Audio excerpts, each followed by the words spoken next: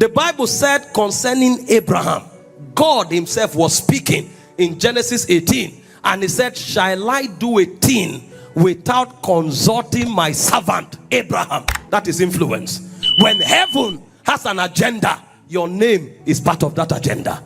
In Genesis 32 verse 28, the Bible was speaking, and it said concerning Jacob, it said, your name shall no more be called Jacob, but Israel. For as a prince, thou hast power with God and has prevailed. So what is influence? Number one is to have power with God, is to be relevant in God's agenda. Listen, there are many people walking on the face of the earth today. Heaven is not aware that they are here because they don't play any part in what God is doing.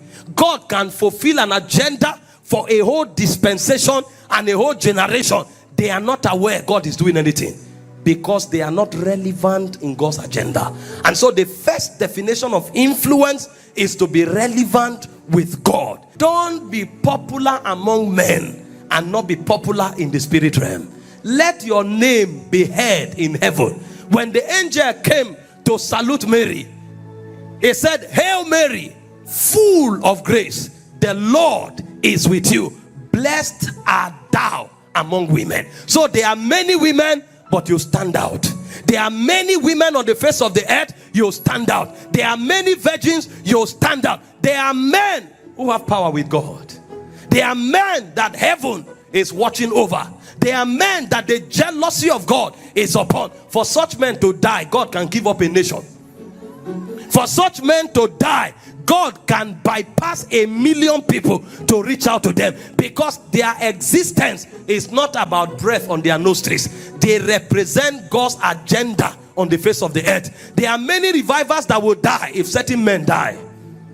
And so those men represent that move of God. How many of you read about Simeon in Luke chapter 2? The Bible said this guy was tired of living, but he couldn't die.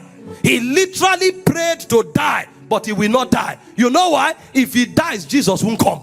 Because he was the only ranking intercessor at the time that was preparing the womb of the Spirit for the unveiling of the Christ. Immediately Jesus was presented in the temple. His prayer was not, thank God that I have achieved something. He said, now my soul can depart in peace, for my eyes have seen the salvation of the Lord. So salvation came because Simeon was on the altar. Even if Simeon went to heaven, God will send him back.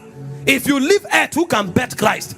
The virgin is not the mother. She's just a container through which Christ came. You are the intercessor that will create the protocol of incarnation. Incarnation is a spiritual protocol. Incarnation is not a biological protocol. We need a virgin to avail her womb, but there is an intercessor that must pay the price for God to become man. That kind of man cannot die. The guy wanted to die, but he couldn't. There are men that can beat their chest and tell you, God knows I'm important. It's not pride, but it's because of what himself said. He said, as a prince, thou hast power with God and has prevailed. This is not a man talking out of loftiness. This is breaking news from heaven.